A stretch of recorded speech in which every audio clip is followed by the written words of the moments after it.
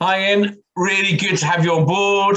As part of this sort of thought leaders sessions that we do as part of the fireside chats. It's really, I think, you're probably one of the people that's not been on yet, but I've desperately wanted you on board because, you've been in the market for a long time and you've been in lots of different aspects of what education is, from when you're working at PwC, which I'm sure you'll talk about in a minute. But, so it's really good to have you on these fireside chats. And I think everybody who watches these is going to find it really interesting to hear what you've got to say, I hope.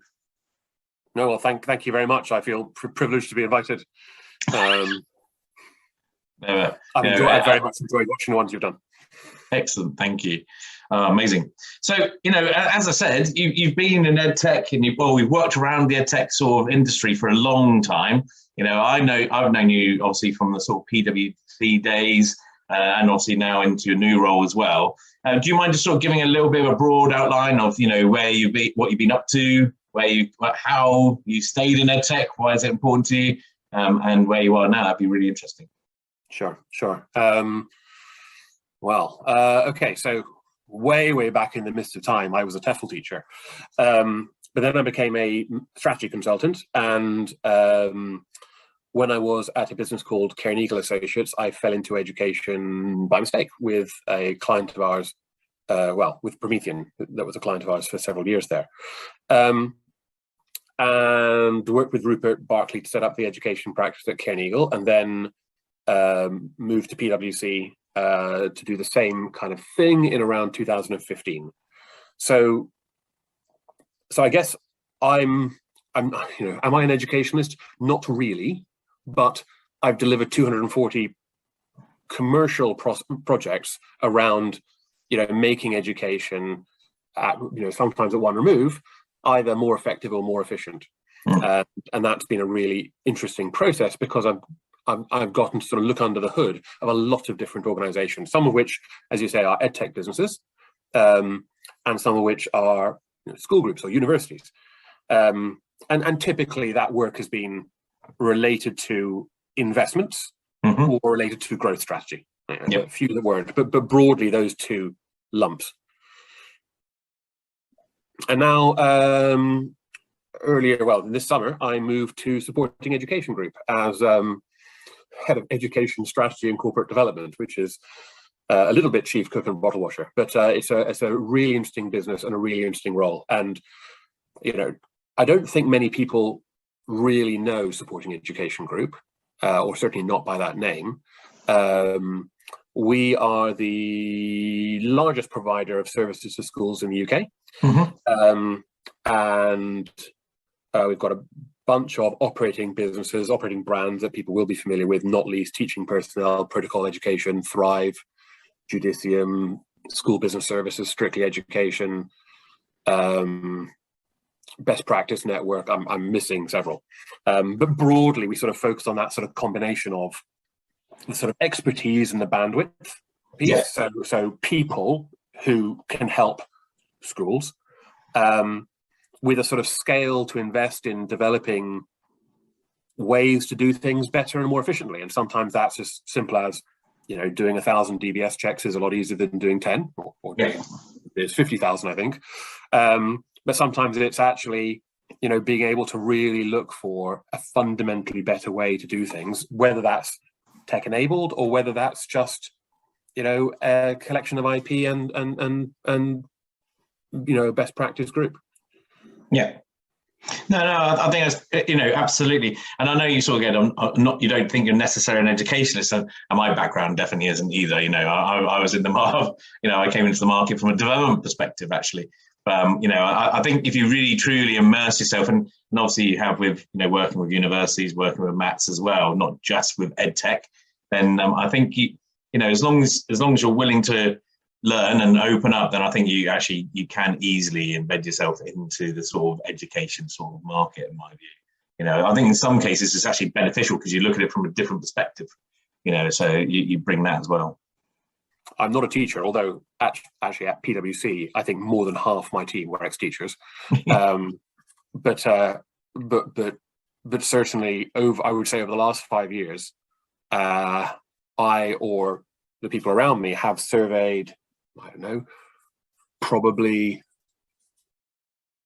over 50,000 teachers. Some of them will be the same people again and again. And probably interviewed, in detail, over 2,000. It's been a privilege to sort of get that insight into, such an extraordinary body of people.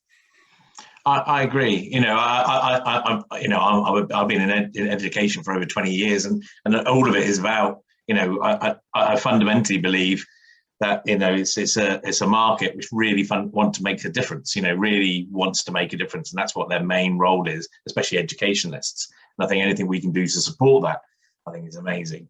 And I think, you'll never be successful unless you really understand the market and understand the people. And obviously that's exactly what you and your teams have been doing for over this period of time that you've been in Edtech as well. Greg Watson once said to me that, one of the remarkable things about education is because the industry does good, just by getting out of bed in the morning, you're doing good for the world. And that is genuinely a privilege. I absolutely agree, 100%. Based on what your background, and lots of times when we do these fireside chats, we talk about certain businesses that are consolidated. It might be like Sims being sold or whatever. And it's actually you've obviously got quite a big insight into where the market has been and where it's going, based on your work with PwC and your existing work that you're doing now with SE Group as well. Do you see that the consolidation is ever going to stop, or do you see a point when it's going to pinnacle, or do you think this is just the start and actually there's going to be far more consolidation because in EdTech there's still quite a lot of small businesses, but actually does that make sense to buy those small businesses? So I'm just trying to get your perspective really on, do you think it's can you see us continuing? Yeah, well, that's a really interesting question, and particularly interesting because if you look back, 2.5 years ago, there were probably 2 active consolidators in this space, maybe 3, 2 verging on 3, and now there's about 10. Yeah. And once you've got 10, you have enough that and Supporting Education Group is one of those. You have a real need for the consolidators to start thinking about how they are differentiated versus the other guys, and that's a really interesting and healthy process to go through, I think, because you don't get I love private equity, but you don't get sort of 10 faceless PE firms all buying. You actually get people who are going to do different things with the things that they are acquiring or investing in, and that's great because you can build solutions and groups of businesses that are focused to serve different customer segments in different ways, and that way you get the sort of benefits of consolidation, I would like to think, while not losing the sort of range of choice that schools and multi-academy trusts should have and need to have. So that's a kind of, I think, some of the context. Well, has consolidation peaked? Nope. Will it continue to go? Yes, I think it will do. Yeah. If you look at the businesses that are being consolidated, they're probably shrinking in size. Sorry, as in businesses that are being consolidated are not shrinking, but the mid-sized ones have mostly gone. And I think we, like others, are beginning to look at smaller businesses with really nice products. Mm-hmm. Now, in the long run, does consolidation slow? Probably not stop, but does it slow? Yeah, I think it does. I think once you've built out a solution, then there's, I think, a sort of more natural balance between organic development and buying in the products you need. And once you've built something that you think is the right size and shape as a platform, then sometimes it's better to build something to fit into that platform than to buy something and then work out how you're going to sort of shove it into the square hole.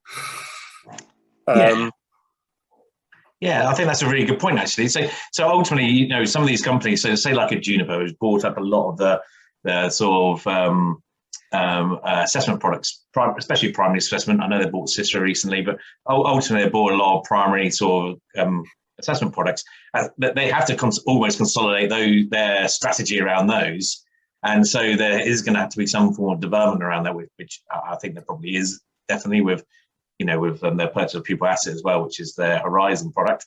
But so there's almost, do you think these businesses will slow down to sort of almost be able to sort of go, right, actually, let's go back to where our strategy is. Now we bought these companies, let's go back a little bit, step back a sec, now move forward again with a bit of development and maybe a few more purchases? Or do you think it's going to be, they're just going to continue to grow as a depending on the funds?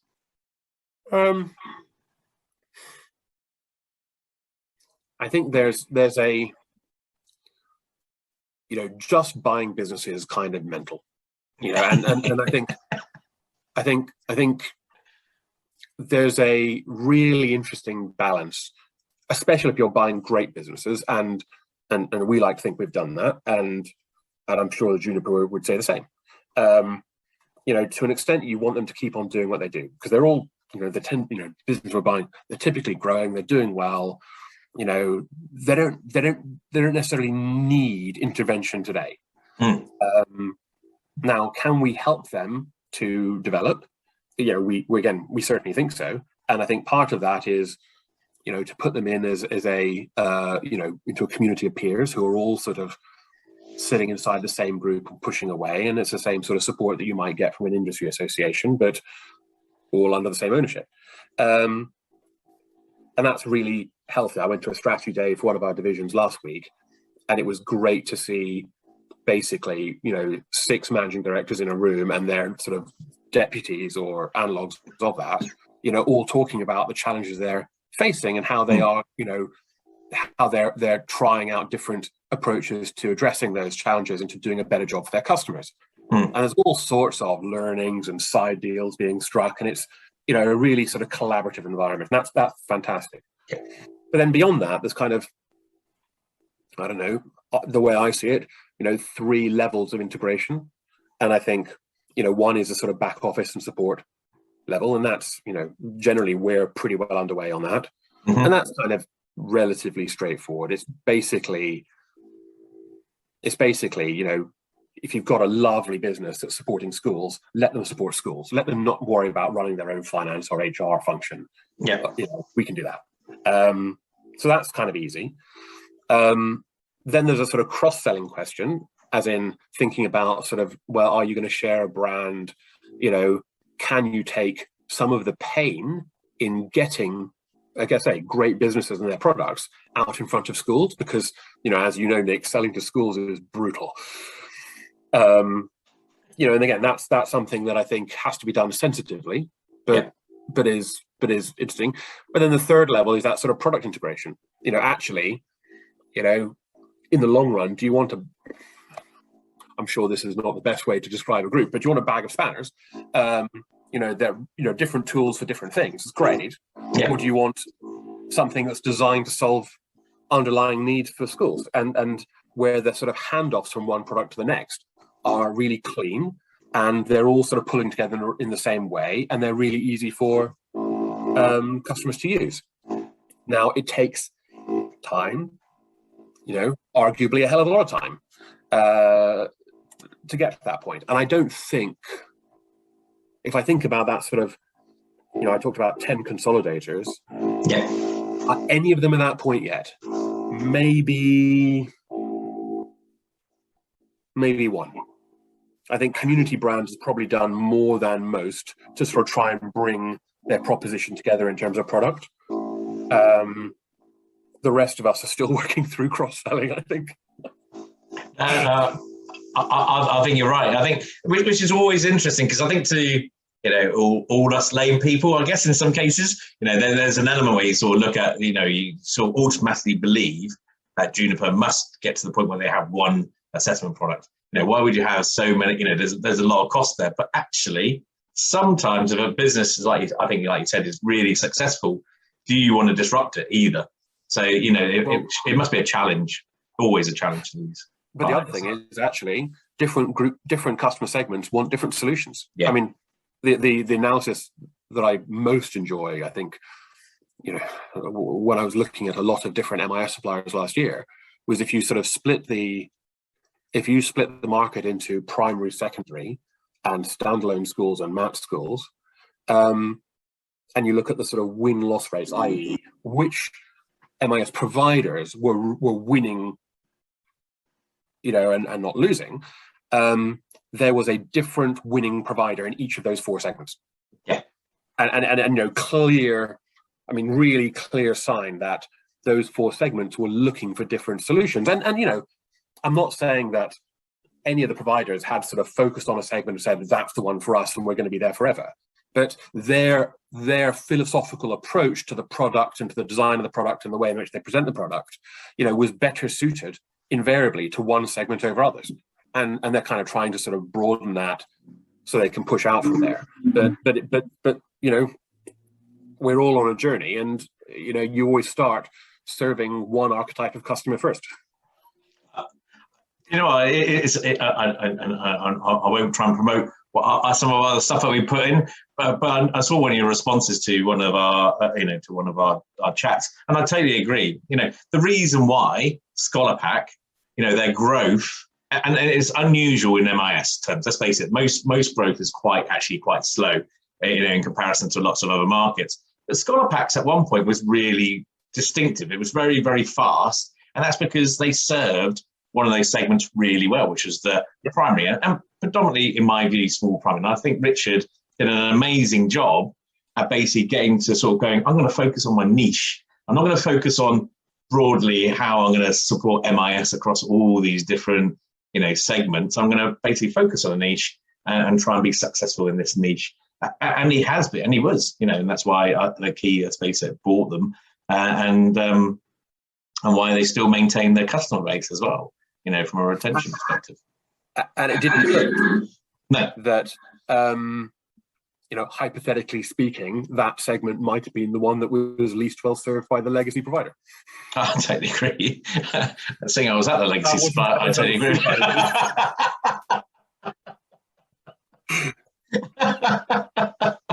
No, I totally agree with you. Again, it comes back to you've got to be really careful. And I'll ask the question in a minute, but you've got to be really careful about being jack of all trades and master of none.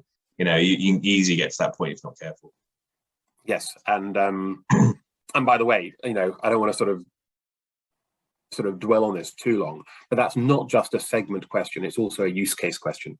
Yeah. And use case analysis has been some of the most powerful analysis I've done over the last 5 years. And when you look at a market or a particular sort of product category, almost invariably, you'll find that it's being used in some fundamentally different ways. To take an example, assessment products can be used to basically try and get Ofsted off your back. Mm-hmm. They can be used to try and predict exam grades. They can be used to measure teacher performance, pretty unpopularly, but they can be. They can be used to try and work out which kid in the class needs the most support. They can be used to work out what support each child in the class most needs, and so on and so forth. There's a bunch of them.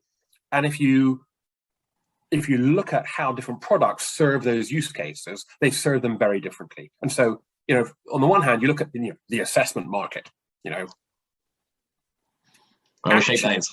It's maybe 8 or 10 real niche that are overlapping. Each provider, very few providers only serve one of those. But actually, the competitive environment from use case to use case can be completely different. Yeah, and for in particular, edtech startups, I think you've got to be really clear about what your target use case or use cases. PS, probably not more than 2, maybe 3. If it's more than 3, you're going wrong.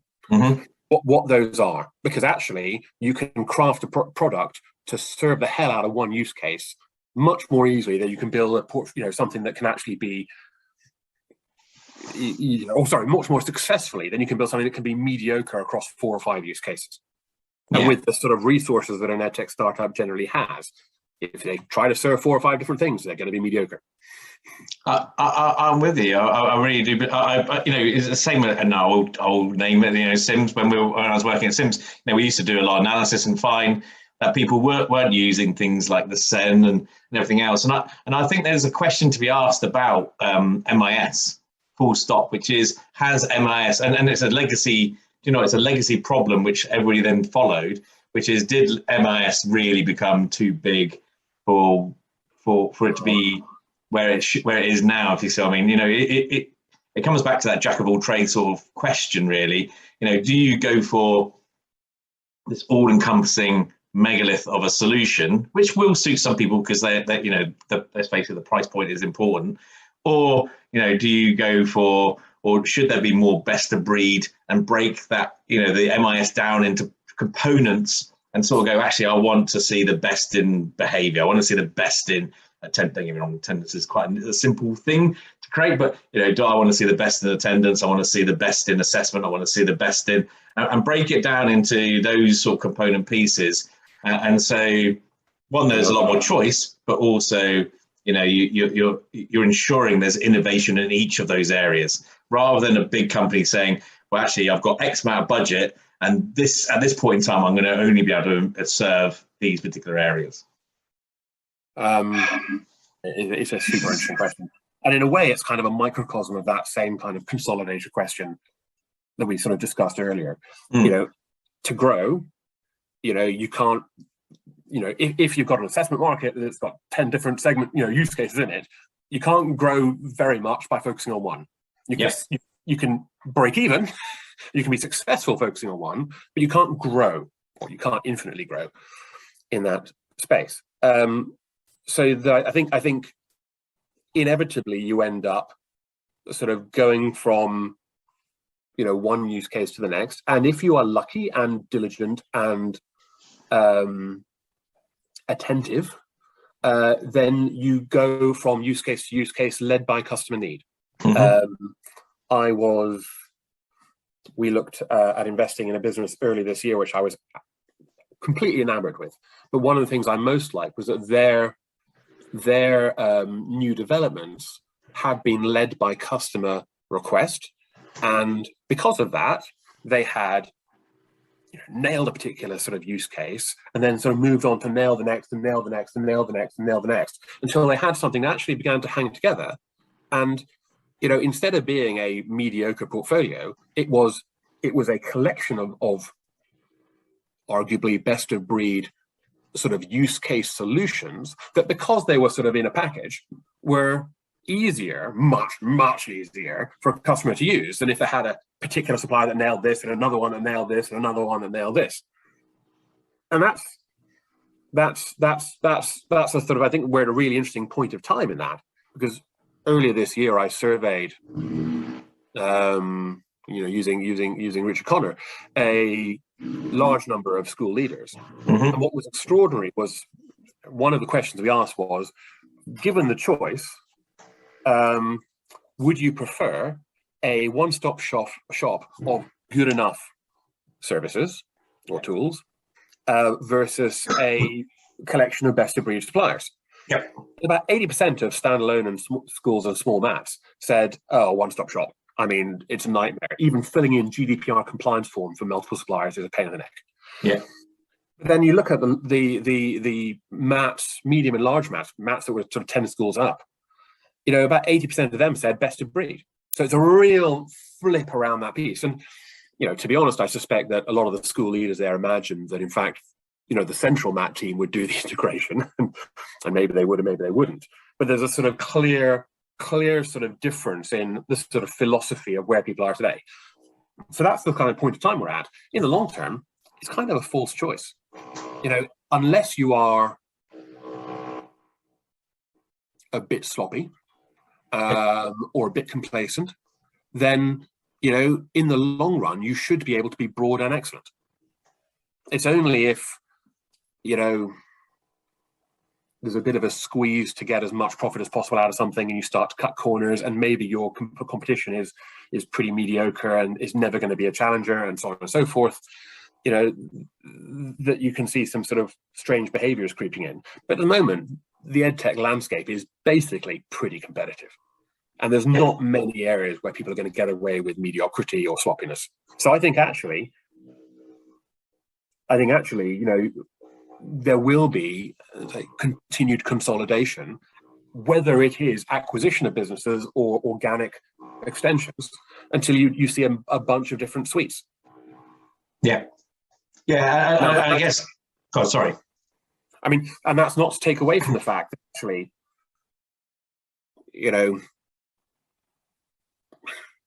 I had a session with School Business Services recently, which is one of our operating businesses, and Layla spoke very convincingly of the need to be agnostic as to which suppliers we support, and how fundamentally we're not paid by the software provider that we're sort of helping a school to deal with. We're paid by the school, and we've got to be focused on their needs, and that is an important pillar of the integrity of our service.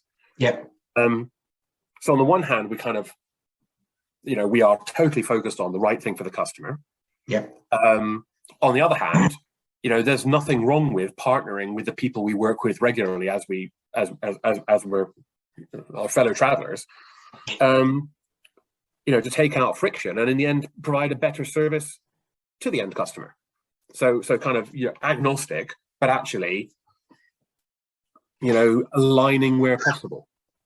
I think that's a really good point, actually, and actually, regarding friction, going to a one-stop shop sometimes does completely reduce the friction, and actually, educationalists will definitely, especially if you're ahead in an academy, or you may have less mats. I guess one of the less academies in a mat. There is this point of going, actually, I want to get on with the job of teaching, and the kids are priority number one, which they should be. So in some ways, reducing down that friction and saying, I'm going to get rid of the friction of having multiple suppliers, or getting rid of the friction of having to work out how to integrate, which Matt did talk to me about the other day. How do we pick our finance system? I don't want to go with our incumbent. I want an alternative, but actually we want them to talk to, with the other systems. What do we need to do? And so I agree. I think the reduction of friction is really important.